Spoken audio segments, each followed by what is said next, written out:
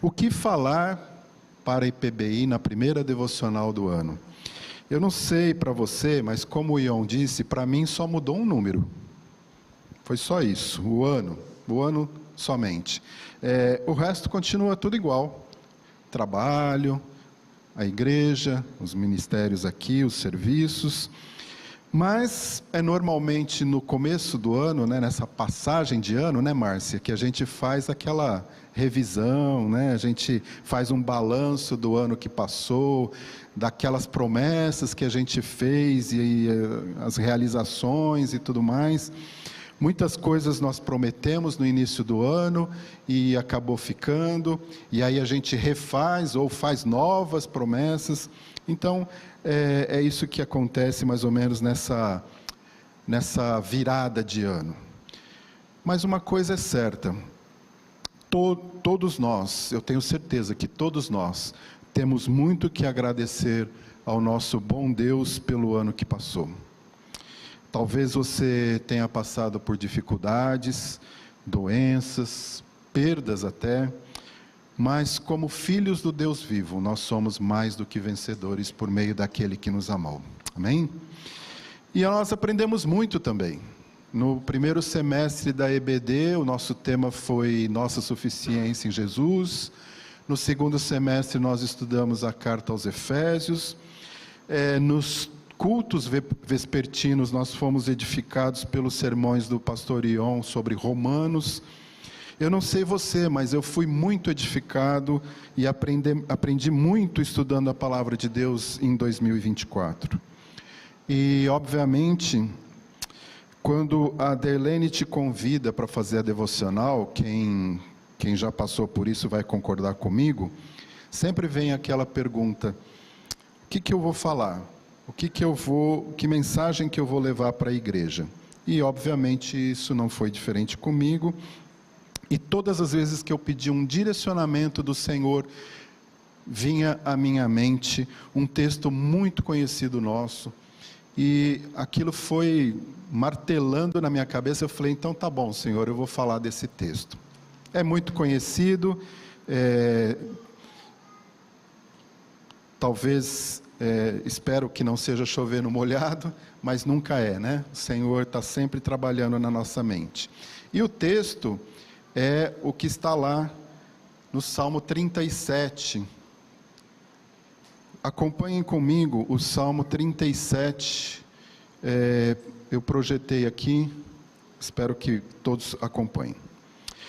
Diz assim o Salmo 37: Não te indignes por causa dos malfeitores, nem tenhas inveja dos que praticam iniquidade, pois eles dentro em breve definharão como a relva e murcharão como a erva verde. Confia no Senhor e faze o bem. Habita na terra e alimenta-te da verdade. Agrada-te do Senhor e Ele satisfará os desejos do teu coração. Entrega o teu caminho ao Senhor. Desculpa, esqueci de mudar. Entrega o teu caminho ao Senhor, confia nele e o mais Ele fará. Fará sobressair a tua justiça como a luz e o teu direito como o sol ao meio-dia. Descansa no Senhor e espera nele. Não te irrites por causa do homem que prospera em seu caminho, por causa do que leva a cabo os seus maus desígnios. Por nosso tempo ser bem limitado, vamos ficar somente nesses 7 versos, tá bom? Então, como eu disse, esse é um salmo bem conhecido, um salmo de Davi.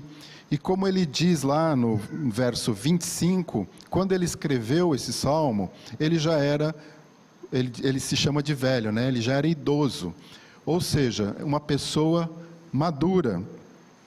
E apesar do contexto do salmo ser o contraste entre o ímpio e o justo, eu gostaria nessa manhã de destacar, até para nossa reflexão, para que sirva de reflexão para nós nesse início de 2025, alguns verbos que nós lemos.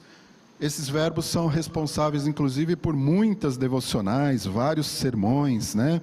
Muitas reflexões para a nossa vida diária.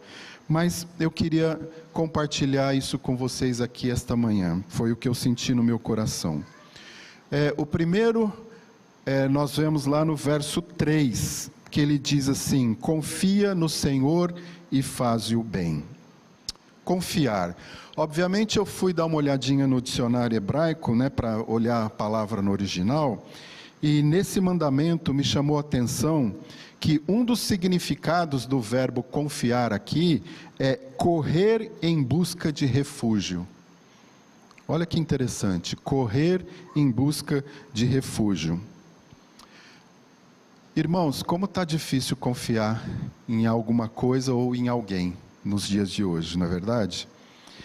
Para confiar em alguém, você precisa conhecer essa pessoa.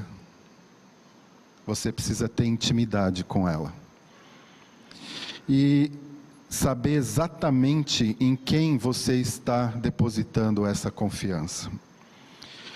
Mas o salmista está dizendo para confiarmos em quem? No Senhor. Será que o Senhor merece a nossa confiança? O Deus Todo-Poderoso, Criador dos céus e da terra, que diz que cuida de você, que morreu por você, eu acho que Ele merece.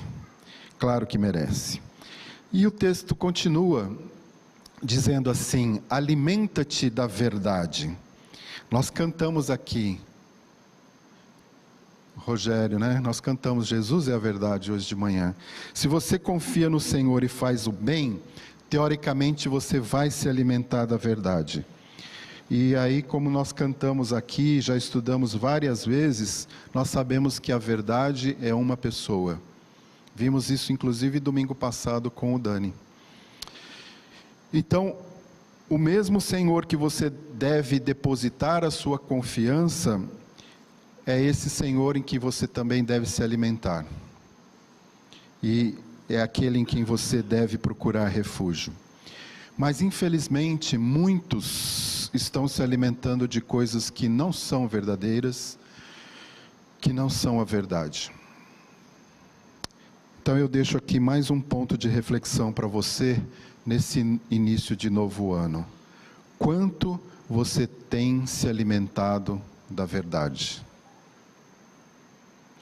E no verso 4, diz assim: agrada-te do Senhor.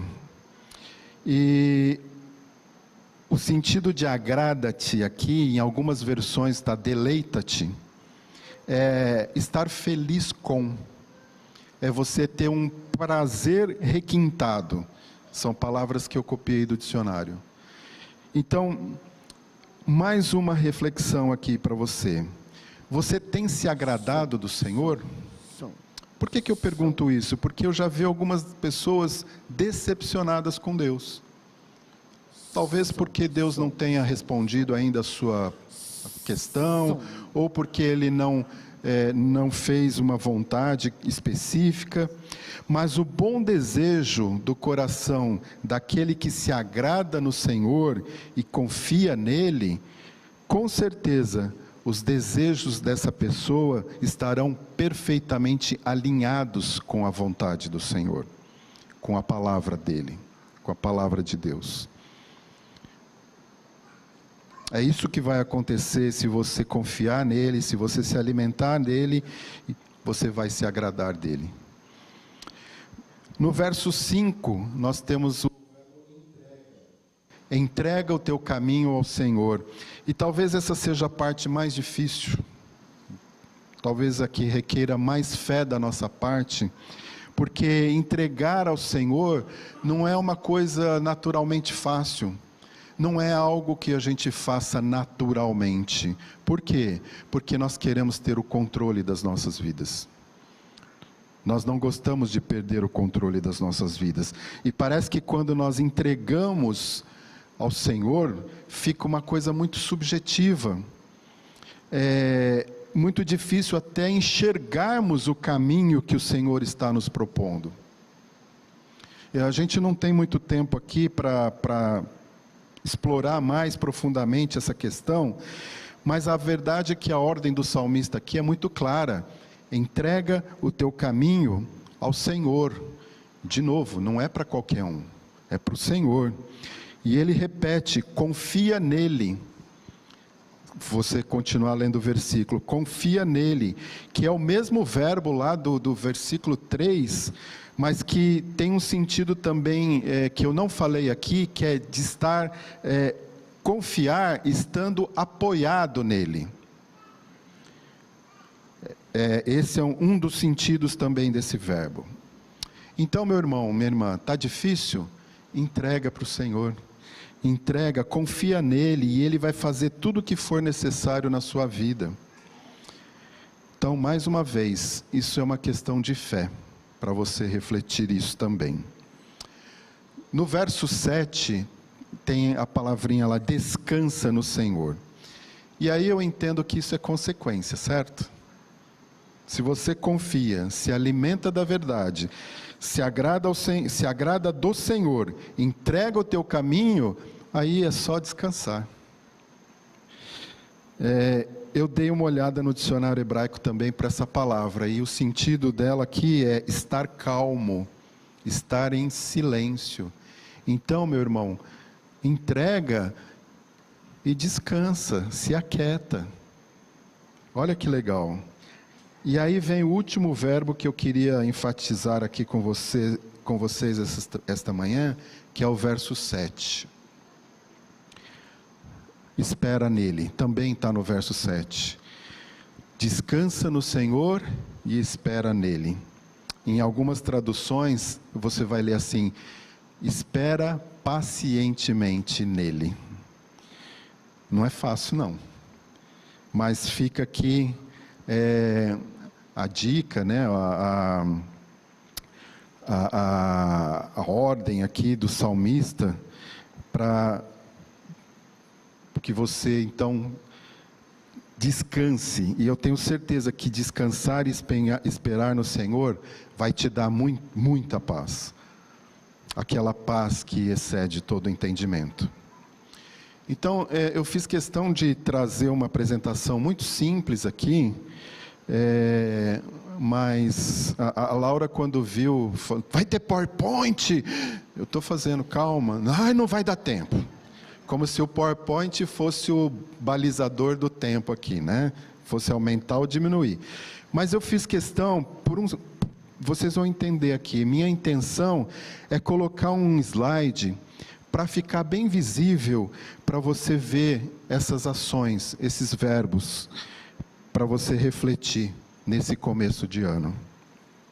Eu quero que você dê uma olhada nesse slide e pense assim, qual é o objeto dessas ações? Nós falamos de várias ações aqui. Confia, alimenta, entrega, agrada-te, descansa e espera. Mas tem um detalhe aqui. Qual é o objeto? No Senhor. Olha só, confia no Senhor e faz o bem.